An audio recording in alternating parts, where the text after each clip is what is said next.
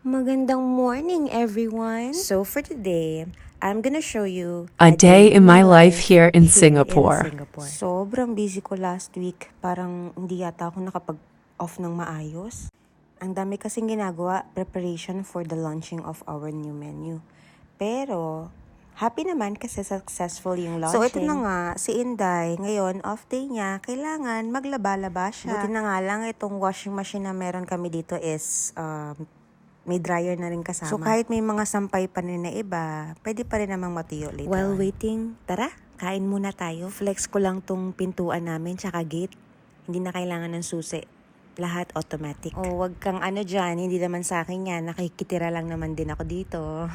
Oo, syempre kailangan naka-shades kasi mainit. Hindi na kailangan magpayong. Shades na lang, okay HDB nga pala yung mga tawag dito sa mga parang condo, pero hindi naman ganun ka-high class dito sa Singapore. Hindi ko lang ma-verify kung ano yung difference ng HDB tsaka condo.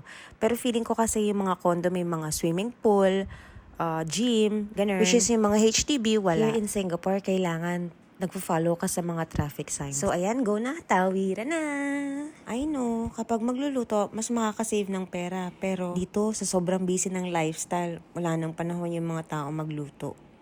Kaya ito, part na rin ako ng grupo na tapaw-tapaw na lang. Actually, masarap yung mga food dito sa stall na to. Kaya sulang yung tindera, medyo masungit. And of course, my favorite, one iced coffee Caos Yutay. Welcome, welcome sa aming mumunting tirahan. Powered by fingerprint and CCTV camera.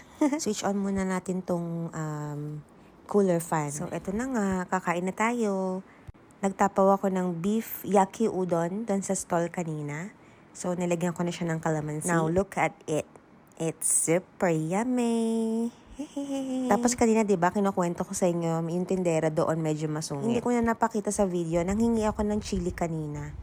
Tapos, di niya ako binigyan. Tinuturo niya yung parang isang chili type na may sili tsaka soya sauce. Pero sabi ko, no auntie, the other one. I don't know kung alam niya talaga yung sinasabi ko na the other one. Pero ang dapat na ibibigay niya sa akin kanina yung parang green chili ng sinigang. Tapos lalagyan ng soya sauce. Pero ang hindi niya alam ko rin yung tawag dun sa isa pang chili. Ito nga yung nilalagay ko kanina. Sabi ko, no auntie, I want the belacan chili. That one. At yun nga, pagalit na binigay ni auntie sa akin. Pero okay lang, masarap naman yung food nila kaso talagang mataray talaga siya. Pero na-realize ko lang, pag kumakain ako sa ng mga food nila, the next day, parang feeling ko bloated ako. Di kaya kasi marami silang MSG na nilalagay, pero hindi lang nila dinedeclare na may MSG nga. Tingnan nyo ito yung subo ko. This one's for you and me. Na. After kumain, check natin kung kamusta na yung nilalaban natin. Negative, hindi pa rin tapos. Ay, naku, nakakapagod. Pahinga muna, pero shower dahil galing sa labas. Mag-mini tour muna tayo dito sa toilet namin. Buksan ng ilaw. Yan. Tapos yan, sarado muna natin yung kortina. Ano pala? Blinds pala. Kasi baka mamaya, masilipan tayo, mahirap na. Maganda rin yung view dyan. Kapag stress ka, buksan mo lang tong blinds, tapos bintana. Tapos focus mo lang yung mata mo dun sa greeneries. Then nakaka-relax din naman talaga siya. After closing ng blinds, medyo dumilim. So, kailangan open muna natin sa totoo niyan, meron talagang 5 remote dito sa loob ng kwarto. Tinago ko lang yung dalawa. Isa na yan, electric fan. Isa sa ilaw. Meron ding remote ng aircon. Meron din para sa speaker, tsaka dun sa isa, sa projector naman. O, orat na. Dami pang sat-sat.